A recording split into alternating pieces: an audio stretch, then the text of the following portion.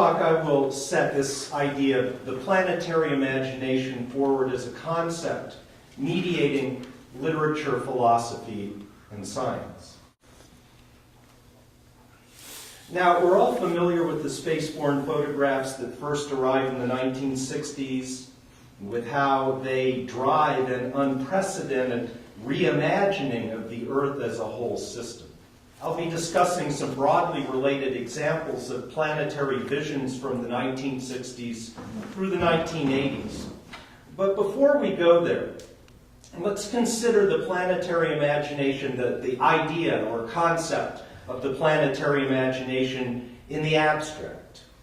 So with regard to the construction of a cosmological object about which, when it comes to the planet Earth, we cannot be indifferent, this concept adds the creative imagination entailed for that object's entering social communication, individual knowledge, and cultural interrogation. This crucial process of planetary imagination is distinct from other cognitive functions in that it can induce perceptions of otherwise unobservable or unavailable matters, of phenomena lacking outer reference, either at that moment or altogether. Works of imagination matter when they communicate something important and otherwise unknowable, as with a work of art, such as a narrative fiction, say a science fiction novel. Such constructions may actualize something potential, but until then, non-existent. They may revive something long past or forecast something not yet extant, producing a reconstruction or a prediction. Or they may offer diagrams of things whose full reality cannot be contained in a single view or seen at any single scale. This, of course, this wonderful image that we're using as kind of the logo for the conference is cosmic evolution. There you go. 5 billion years, add give or take a billion or so, all on one plane at one time. The NASA imagination realized here in this image. To put this all together then, the planetary imagination engages creative processes to construct and communicate images of whole worlds. It occurs whenever an artist invents a planet and its corresponding, perhaps imaginary cosmos, and bodies that work forth in some workable medium. To decipher these images as conveying and perhaps clarifying discernible worldly connections or plausible value commitments is to bring something new into the noosphere. I will discuss the novels Solaris by Stanislav Lem and Dune by Frank Herbert in this light. But the planetary imagination also occurs whenever the state and dynamics of the actual Earth and its observations are rendered in detailed descriptions that possess scientific heft and heuristic potential. And in this light, Gregory Bateson's ideas about an ecology of mind and Margulis and Sagan's discourse on Gaia and Gaia theory will be our primary examples here as my talk goes along. But for an earlier preliminary sketch of the planetary imagination in modern science, let's look back at an ecological diagram in Alfred Lotke's 1925 text, Elements of Physical Biology. Lotke relates biology to its physical and thermodynamic environments in this text, allowing mathematical accountings for energy budgets as sunlight flows through its cascade of biological cycles. And a figure titled The Mill Wheel of Life diagrams this cosmological interrelation of energy and life. As radiant energy is stepped down from primary producers to consumers and ultimately dissipated, life and its environment comprise a circular system recycling its material needs. And in the classic science fiction novel Dune, serialized in 1963, published entire in 1965, an appendix titled The Ecology of Doom appears to depict this physicalist orientation toward ecology. We read there, to Pardot Kynes, who's the first imperial planetologist of Arrakis, the planet Dune, the planet was merely an expression of energy, a machine being driven by the sun. And in Symbiotic Planet by Lynn Margulis, she gives an economical reformulation of this basic ecosystemic relation between physical flow and biological cycle, when she writes quite succinctly, sunlight moves through life, empowering cyclic work. The key to the planetary imagination in each instance is the cosmological frame connecting solar energy to terrestrial life through the material cycles of its planetary environment. At this point, I'll ratchet my argument up another notch.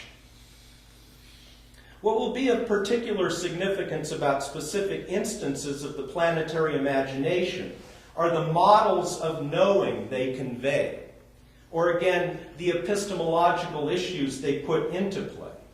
On this score, let's distinguish the planetary imagination, for which, in the example from Lotka, we living beings observing the cycle or the mill wheel of life are ourselves a product of the cycling of the Earth system, from what I will call the global imagination.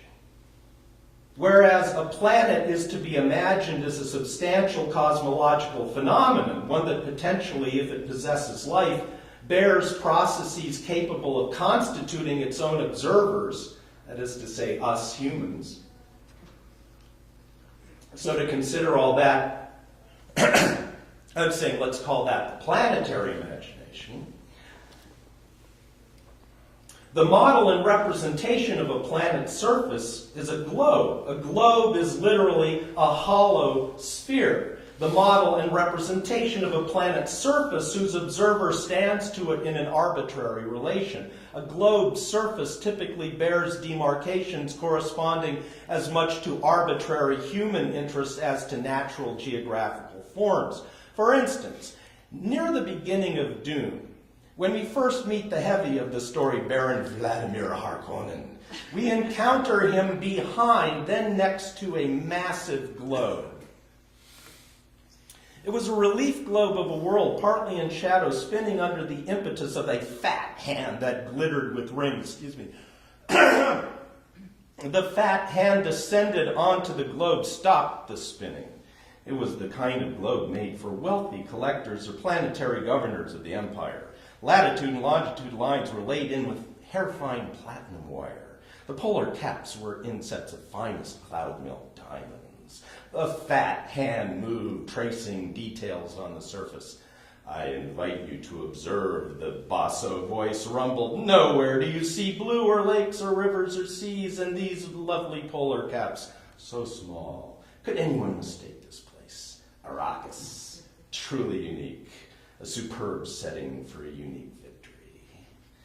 All right. Well, so that's the global imagination. Okay. In this oblique view of the planet Dune, we see it, so to speak, in luxurious effigy, from the perspective of a feudal will to exploit it for political and economic gain and personal glory. The Baron can be said to voice a global imagination, one that corresponds not to things and their interrelations, but to maps, grids, and status symbols. In contrast, the planetary imagination corresponds to a necessarily partial observation of whole and interconnected territories.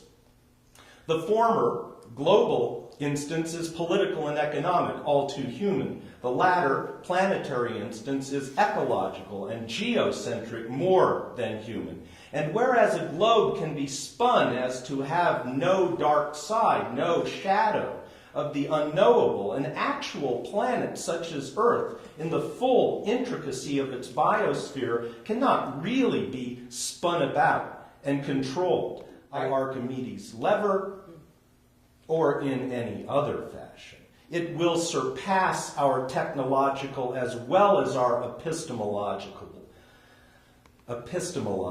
grasp. A fully planetary imagination of the Earth observes a coupled and co-evolving meta-system of environment and life, whereas Archimedes imagines a human will to power transcending the Earth, or at least rivaling it, and mastering it with that lever of his. The planetary imagination constructs an object far transcending the human. And this faculty of planetary imagination is especially significant then as a mode of observation that undercuts or goes beyond its own capacity to observe, and in which the theoretical construction of a planetary body for artistic, discursive, or scientific ends, for that very reason, decenters the human in relation to its worldly situation. Now, I want to ratchet this argument up one more notch. Just as the novel Dune depicts both global conflicts and planetary coordinations, the current era of world history is one not just of globalization, as we hear about so much, but also of planetization.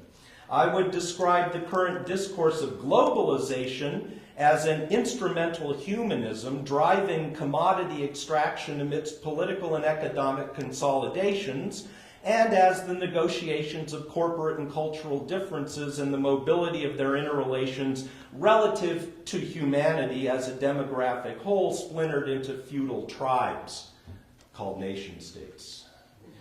In contrast, I would describe planetization as the readjustment of the idea of the human in view of its relation to the earth as an ultimately incalculable and uncontrollable system. And if this is as yet, for the most part, a philosophy still under construction, still some strong formulations for it have already been established. Planetization is emerging, I think, as various forms of ecological post-humanism, proceeding from a recognition of the inextricability yet non-centrality of the human within a wider natural or cosmological scheme. For instance, Gregory Bateson's Ecology of Mind is a manifesto for such a philosophy. And he wrote this in the late 60s, early 70s. He writes, the individual mind, the mind of any human being in particular, is immanent but not only in the body. And of course the point is the mind is not transcendent of the body, but it's immanent in the body, but not only in the body. It is immanent also in pathways and messages outside the body, and there is a larger mind of which the individual mind is only a subsystem. This larger mind is comparable to God, perhaps is what some people mean by God, but let's not get hung up on that. It is still immanent in the total interconnected social system and planetary ecology. And another cornerstone of planetization is Gaia theory, altogether, I would say, or at least in its philosophical constructions and its philosophical implications, about which Sagan and Margulis have noted. Perhaps the greatest psychological stumbling block in the way of widespread scholarly acceptance of Gaia is the implicit shadow of doubt it throws over the concept of the uniqueness of humanity in nature.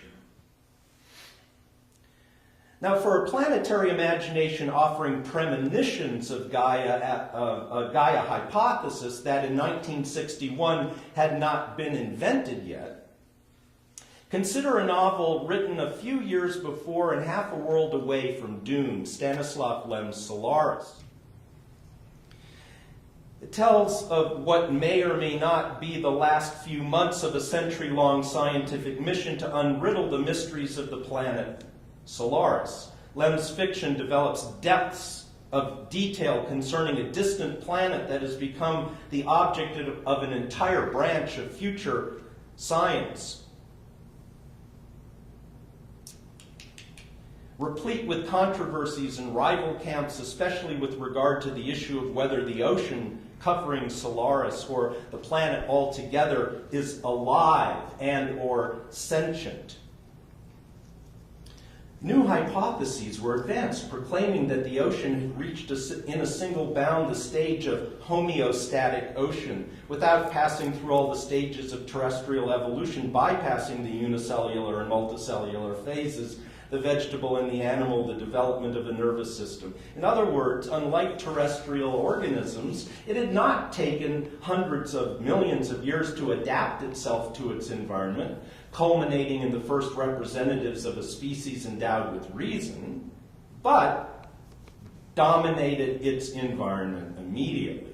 These are the theoretical issues that the solarists debate about, but no definitive answers are forthcoming, and Lem's frustrated solarists descend to blistering critiques of the human drive for cosmic conquest and alien contact as an index of their own existential and ecological alienation. In the specifics of the tale, the current crisis on the Solaris station has been brought on by human scientific meddling with a world that seems to possess its own ways of probing those who have come to probe it.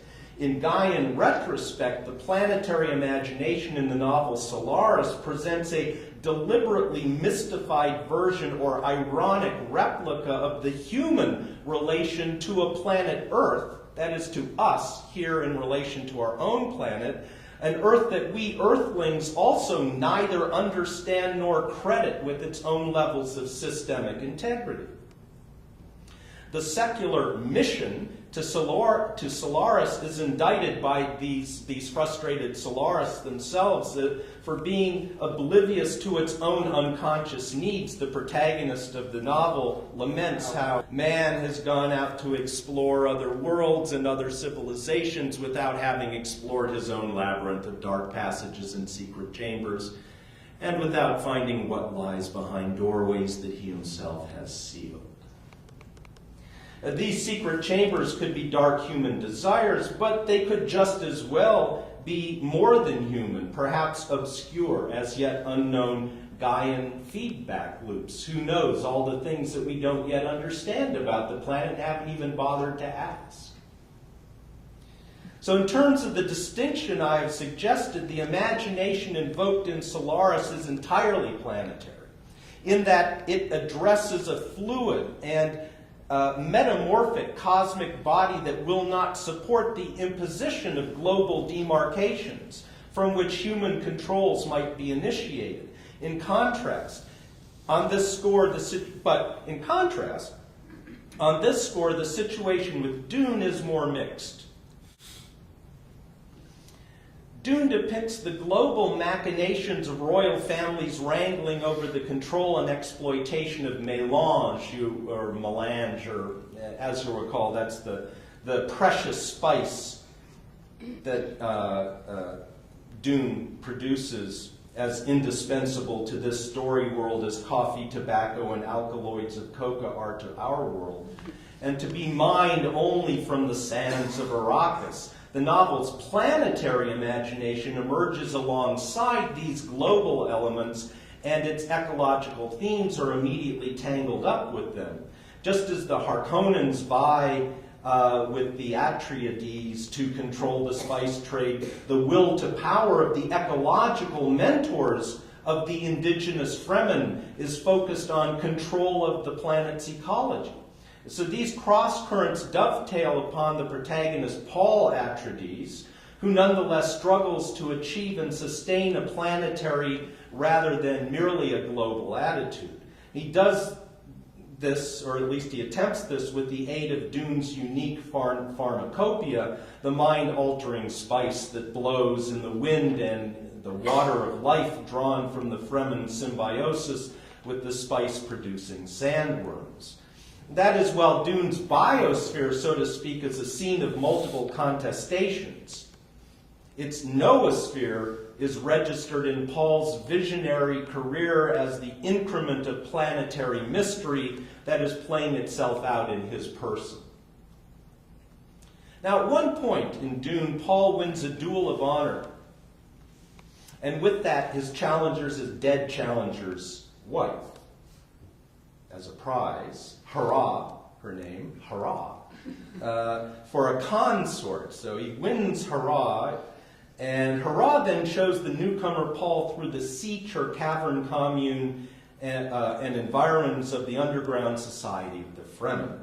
As they pass along the corridors of the siege, hurrah has occasion to describe Fremen lifeways.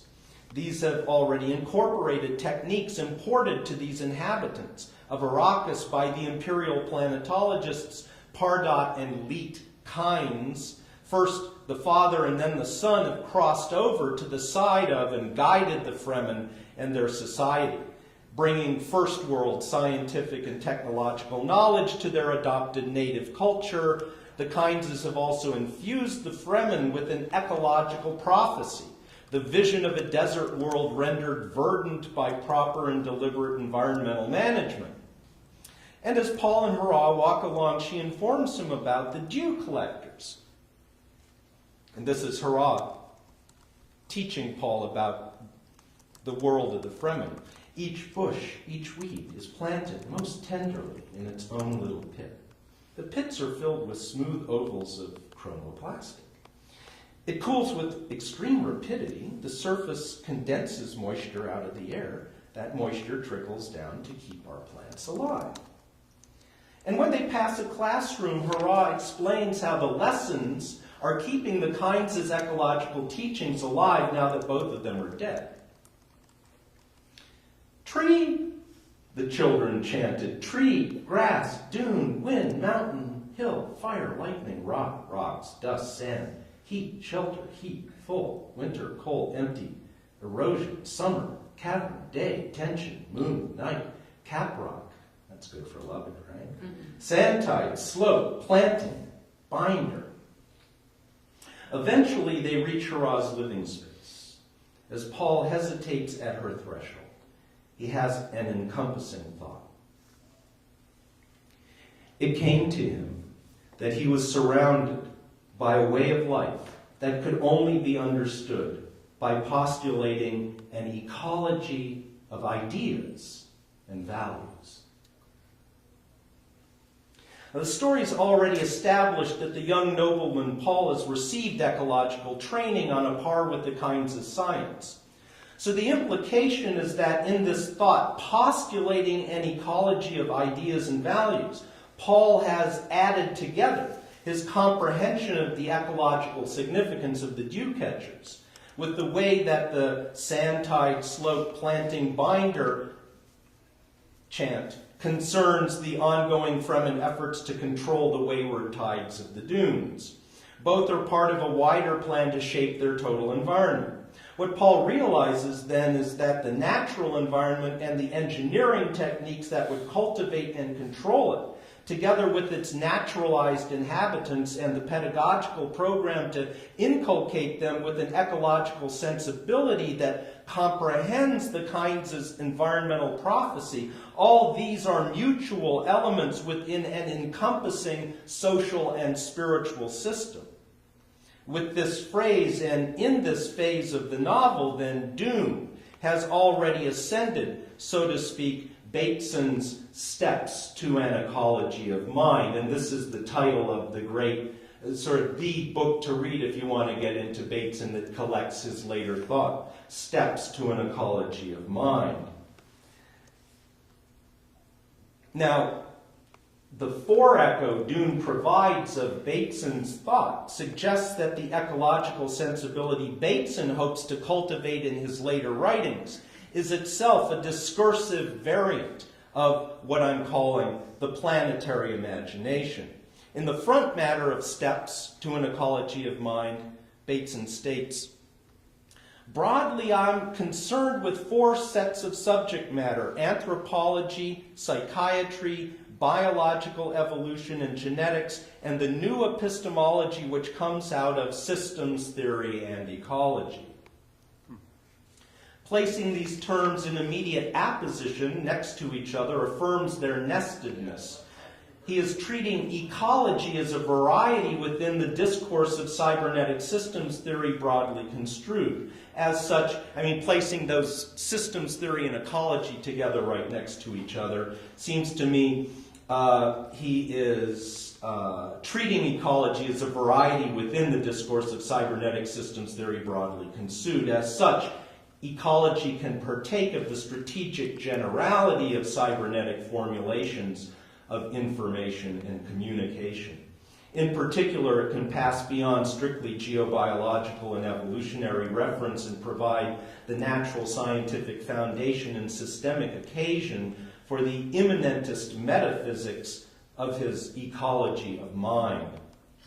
The later papers of Steps, especially those clustered at the end, all written between 1967 and 71, are largely and explicitly engaged in the project of redescribing and repositioning human culture and communication as part of a mental or informational ecology that is planetary in scope and as such goes way beyond the human but folds the human into it as a total ecology of mind.